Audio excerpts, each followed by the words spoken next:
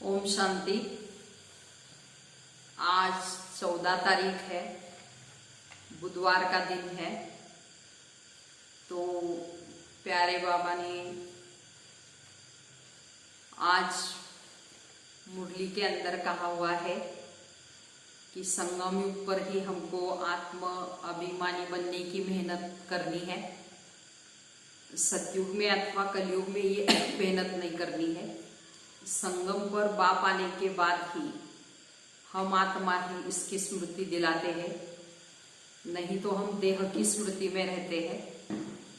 तो देह से बुद्धि निकाल हमको अपनी आत्म अभिमानी स्थिति बनानी है। अंदर ये घोटना है, मैं आत्मा हूँ, मैं आत्मा हूँ। तो आज सारे दिन मैं नूरे रतन हूँ, ये स्वमान का अभ्यास करना है।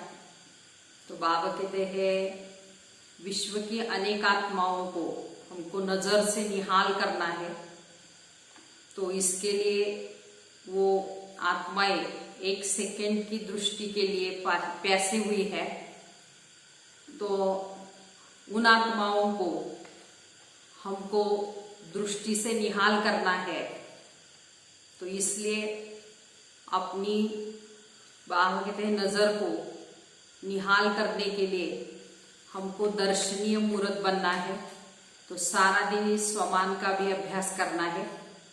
साथ साथ आज बाबा ने श्री कृष्ण का भी नाम मुरली के अंदर लिया हुआ है।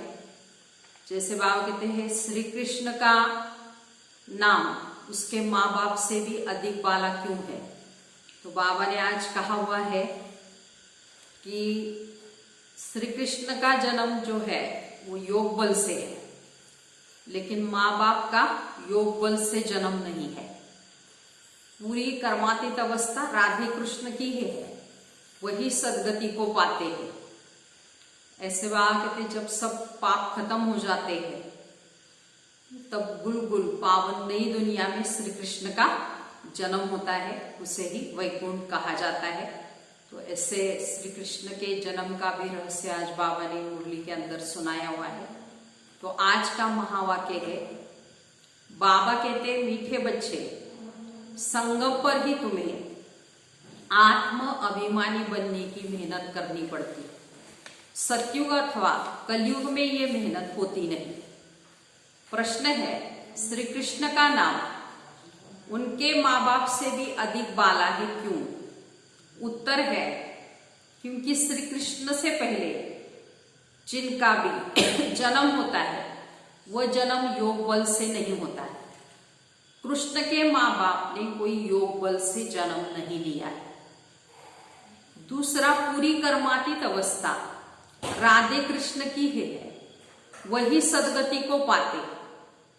तो जब सब पाप आत्माएं खत्म हो जाती है तब गुल पावन नई दुनिया में श्री कृष्ण का जन्म होता है, उसे ही वैकुंठ कहा जाता है। तीसरी बात, संगम पर श्री कृष्ण की आत्मा ने सबसे अधिक पुरुषार्थ किया है, इसलिए उनका नाम बाला है। ओम शांति। मीठे मीठे रूहानी बच्चों को रूहानी बाप बैठ समझाते हैं। 5000 वर्ष के बाद एक ही बार बच्चों को आकर पढ़ाते हैं संगम पर, कि पुकारते भी है कि हम पतितों को आकर पावन बनाओ। तो सिद्ध होता है कि ये पतित दुनिया है, नई दुनिया पावन दुनिया थी। नया मकान हमेशा खूबसूरत होता है, पुराना जैसे टूटा फूटा हो जाता है, बरसात में फिर गिर भी पड़ता है। अब तुम बच्चे जानते बाबा आए ही है नई दुनिया बनाने के लिए। अभी पढ़ा रहे हैं, फिर 5000 वर्ष बाद ही पढ़ाएंगे। ऐसे कभी कोई साधु संत आदि अपने फॉलोअर्स को नहीं पढ़ाएंगे, उनको ये पता ही नहीं, न खेल का पता है क्योंकि निवृत्ति मार्ग वाले। तो बाप बिगर कोई भी सृष्टि के आदि मध्य अंत का राज समझा न सके। तो आत्म अभिमानी बनने में ही बच्चों को बाबा कहते हैं मेहनत होती है, क्योंकि आधा कल्प में तुम कभी आत्म अभिमानी बने ही नहीं हो। सारा आधा कल्प हम देह अभिमान में रहे हैं। तो अब बाप कहते हैं अपने को आत्मा समझो। ऐसे नहीं कि आत्मा सो परमात्मा है, नहीं, अपने को आत्मा समझ, परम पिता शिव परमात्मा को याद करना है। याद की यात्रा मुख्य है, जिससे ही तुम पतित से पावन बनते हो। इसमें कोई स्थूल बात नहीं है, कोई नाक कान आदि बात बंद नहीं करना है। मूल बात है अपने को आत्मा समझ, बाप को याद करना है। तो तुम आधा कल्प से हीरे हो, देह अभिमान में रहने की तो आदत पड़ी है स्वयं को देह समझने की। तो पहले अपने को आत्मा समझेंगे, तब बाप को याद कर सकेंगे। भक्ति मार्ग में भी बाबा बाबा कहते आते हैं। बच्चे जानते हैं सतयुग में एक ही लौकिक बाप है, वहां पारलौकिक बाप को याद नहीं करते क्योंकि सब सुखी है। तो भक्ति मार्ग में फिर दो बाप बन जाते, एक लौकिक और दूसरा पारलौकिक। दुख में सब पारलौकिक बाप को याद करते हैं। सतयुग में भक्ति होती ही नहीं, वहां तो है ज्ञान की प्रारब्ध। तो दुख में बाबा कहते हैं ऐसे नहीं कि ज्ञान, ऐसे नहीं कि ज्ञान रहता है, इस समय के ज्ञान की प्रारब्ध मिलती है। तो बाप तो एक ही बार आते हैं। आधा कल्प बेहद के बाप का सुख का वर्षा रहता है, फिर लौकिक बाप से अल्प काल का वर्षा मिलता है।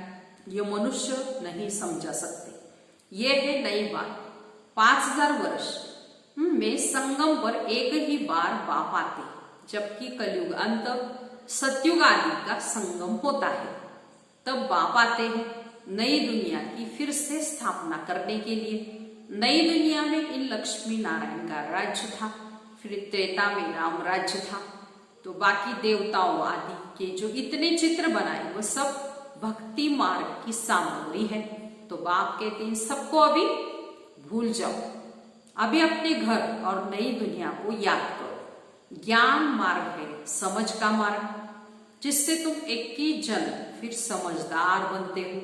कोई दुख नहीं रहता सतयुग पे। कभी कोई ऐसे नहीं कहेंगे कि हमको शांति चाहिए। तो कहा जाता है मांगने से मरना भला।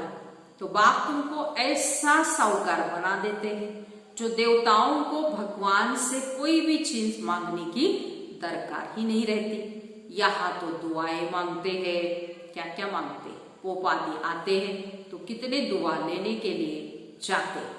पोप कितनों की शादियां भी कराते हैं। बाबा तो ये काम नहीं करते। भक्ति मार्ग में जो पास्ट हो गया सो अब हो रहा है, सो फिर रिपीट होगा। तो दिन प्रतिदिन भारत कितना गिरता जाता है। तो अब तुम संगम पर हो, बाकी सब है कलियुगी मनुष्य।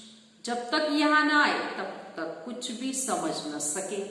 अभी संगम है व कलयुग, एक ही घर में बच्चे समझते हम संगम पर, बाप कहेंगे हम कलयुग में हैं।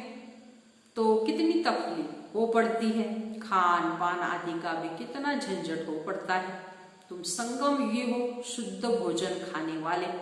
देवताएं कभी प्याज आदि थोड़ी खाते हैं। तो इन देवताओं को कहा ही जाता है निर्विकारी। भक्ति मार्ग में सब तमो प्रधान बन गए हैं। तो अब बाबा कहते सतो प्रधान बनो। कोई भी ऐसा नहीं जो समझे कि हम आत्मा पहले सतो प्रधान थी, फिर अभी तमो प्रधान बनी है, क्योंकि वो तो आत्मा को निर्लेप समझते, आत्मा सो परमात्मा कह देते, ऐसे ऐसे कह देते बाबा कहते। तो तुम बच्चों को फिर परमात्मा का सही परिचय उनको देना है, नहीं तो भक्ति मार्ग में उन्होंने आत्मा सो परमात्मा कह दिया है। आत्मा अलग परमात्मा अलग है। तो बाबा कहते हैं मैं ज्ञान का सागर, जो इस देवी देवता धर्म के होंगे वो सब आकर फिर अपना वर्षा लेंगे। अभी सैंपलिंग लग रही है तो तुम समझ जाएंगे ये इतना ऊंच पद पाने के लायक नहीं है। घर में जाकर शादियां आदि करते छींची होते रहते तो समझा जाता है ये ऊंच पद पा नहीं सकते। ये राजा स्थापन हो रही है। बाबा कहते मैं तुमको राजाओं का राजा बनाता हूं। तो प्रजा जरूर बननी पड़े, नहीं तो राज्य कैसे पाएंगे, हमको बनानी है। तो ये गीता के अक्षर है, इसको कहा जाता है गीता का युग। तो तुम राह जो सीख रहे हो, जानते हो आदि सनातन देवी देवता धर्म का फाउंडेशन लग रहा है। सूर्यवंशी चंद्रवंशी दोनों राजाएं स्थापन हो रही है, ब्राह्मण कुल स्थापन हो चुका है। ब्राह्मण ही फिर सूर्यवंशी चंद्रवंशी बनते, जो अच्छी रीति मेहनत करेंगे वो सूर्यवंशी बनेंगे। और धर्म वालों जो आते हैं वो आते ही अपने धर्म की स्थापना करते, फिर उस धर्म की आत्माएं उनके पीछे आती रहती है, फिर धर्म की वृद्धि होती जाती है। तो समझो कोई क्रिश्चियन है तो उनका बीज रूप क्राइस्ट ठहरा, तुम्हारा बीज रूप कौन? बाप, क्योंकि बाप ही आकर स्वर्ग की स्थापना करते ब्रह्मा के द्वारा। तो ब्रह्मा को प्रजापिता भी कहा जाता है, रचता नहीं है, इन द्वारा बच्चे बाबा ने एडाप्ट किए हुए हैं। तो ब्रह्मा भी कहते तुम मेरे साकारी बच्चे हो, तो ब्रह्मा को क्रिएटर नहीं कह सकते, बाप इसमें आकर बच्चे रचते। अब फिर ब्राह्मण बने हैं, तो इस संगम पर ही तुम पुरुषोत्तम देवी देवता बनने की मेहनत करते हो। अब तुम काले, बाबा कहते हैं छी छी से क्या बनते हो? बाबा कहते मनुष्य से देवता, देवताओं को और शूद्रों को कोई मेहनत नहीं करनी पड़ती। बाबा कहते तुम ब्राह्मणों को ही मेहनत करनी पड़ती देवता बनने के लिए। ब्राह्मण सो देवता बाप आते हैं बनाने संगम पर। तो यह है बहुत छोटा सा युग, इसलिए इसको लीप युग भी कहा जाता है। तो इसको कोई जानते नहीं, बाप को बाप कहते हैं मेहनत लगती है, बाप को भी मेहनत लगती है। ऐसे नहीं कि झट से नई दुनिया बन जाती, तुमको देवता बनने में टाइम लगता है। जो अच्छे कर्म करते हैं वो अच्छे कुल में जन्म लेते। तो अब तुम नंबर वार बाबा कहते पुरुषार्थ अनुसार गुल गुल बन रहे हो, आत्मा ही बनती है। अभी तुम्हारी आत्मा अच्छे कर्म सीख रही है, तो आत्मा ही अच्छे व बुरे संस्कार लेके जाती है। तो अब तुम गुल गुल फूल बनो, अपने अच्छे घर में जन्म लेते रहेंगे। यहाँ जो अच्छा पुरुषार्थ करते हैं तो जरूर अच्छे कुल में जन्म लेते हो। नंबरवार तो है ही ना, जैसे जैसे कर्म करते हैं ऐसा जन्म लेते हैं। जब बुरे कर्म करने वाले बिल्कुल खत्म हो जाते, फिर स्वर्ग स्थापन हो जाता है। छाट छूट होकर तमो प्रदान जो भी है वो सब खत्म हो जाते हैं, फिर नए देवताओं का आना शुरू होता है। जब भ्रष्टाचारी सब खत्म हो जाते हैं तब कृष्ण का जन्म होता है, तब तक बदली सदली होती रहती है। तो जब कोई छीछी नहीं रहेगा तब कृष्ण आएगा, तब तक तुम आते जाते रहेंगे। कृष्ण को रिसीव करने वाले माँ बाप भी पहले से चाहिए ना, फिर सब अच्छे अच्छे रहेंगे, बाकी चले जाएंगे, तभी उनको स्वर्ग कहा जाएगा। तो तुम कृष्ण को रिसीव करने वाले रहेंगे। भल तुम छीछी जन्म होगा तुम्हारा, क्योंकि रावण राज्य है ना, शुद्ध जन्म हो न सके। तो गुल गुल पवित्र जन्म कृष्ण का ही पहले पहले होता है। तो उसके बाद नई दुनिया वैकुंठ कहा जाता है। तो कृष्ण बिल्कुल गुल गुल नई दुनिया में आएगा बाबा कहते।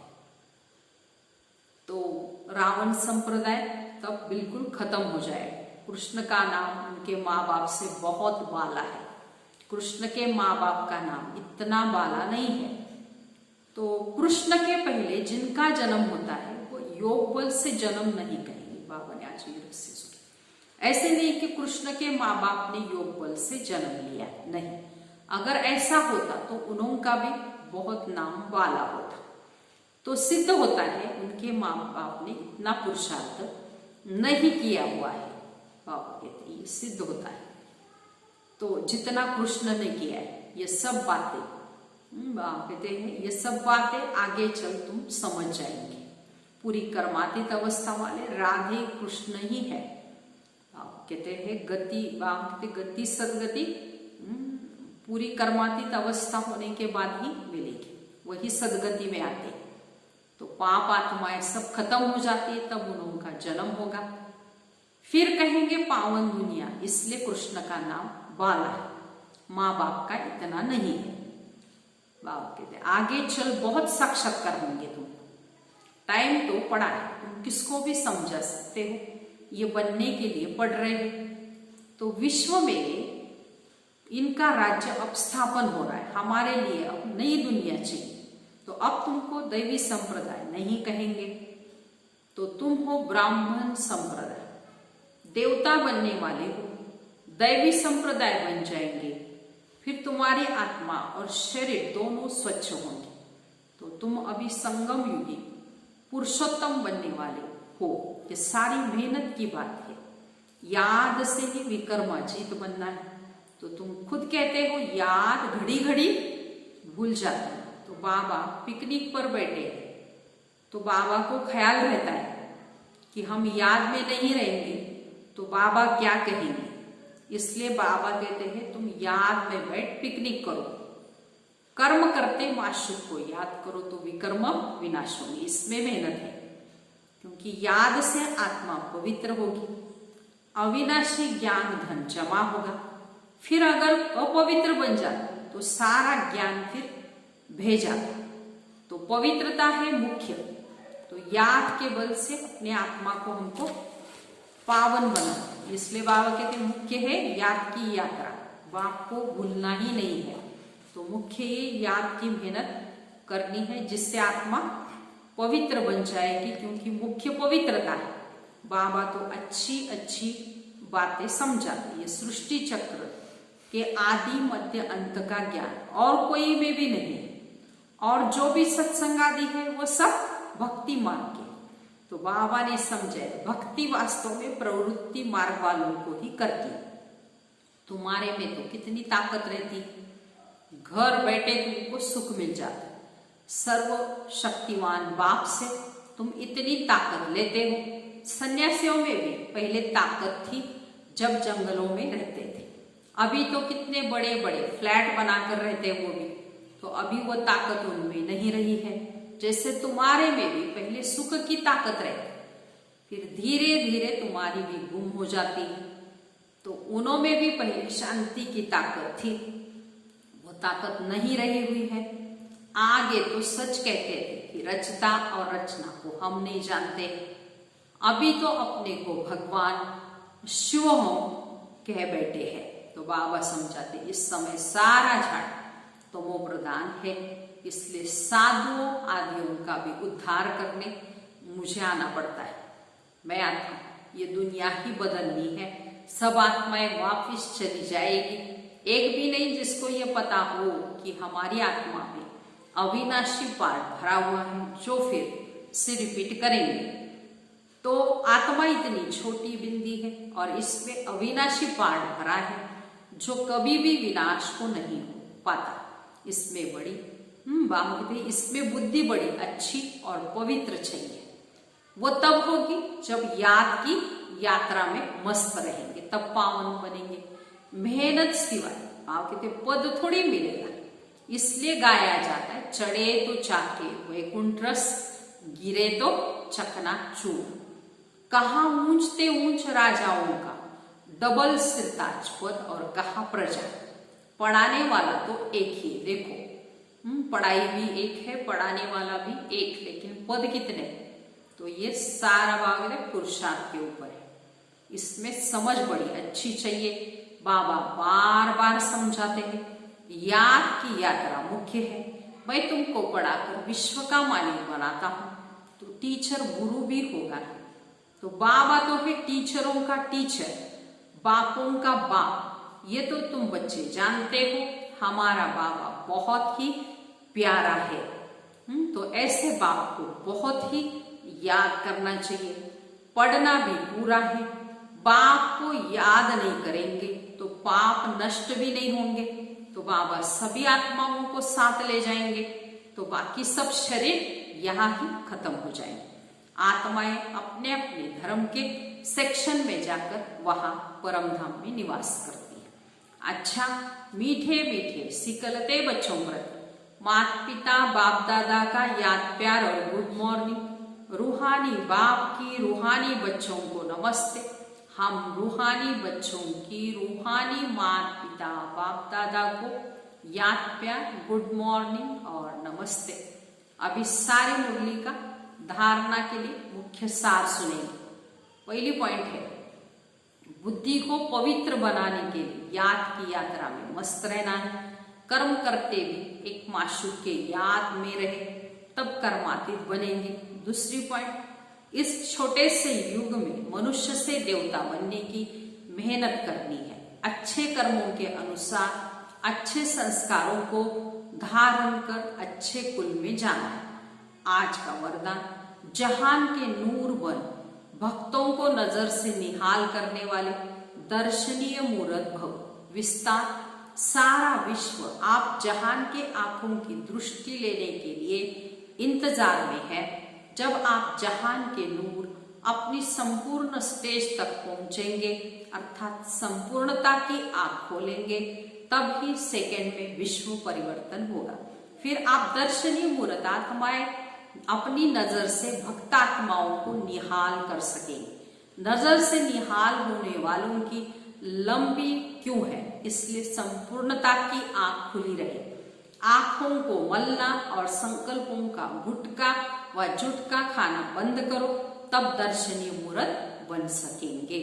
ऐसे दर्शनीय मूरत भव का वरदान दिया है, तो हमको जहान का नूर बनकर सबको नजर से निहाल करना है। स्लोगन है, निर्मल स्वभाव निर्माणता की निशानी है। निर्मल बनो तो सफलता मिलेगी। अच्छा, ओम शांति।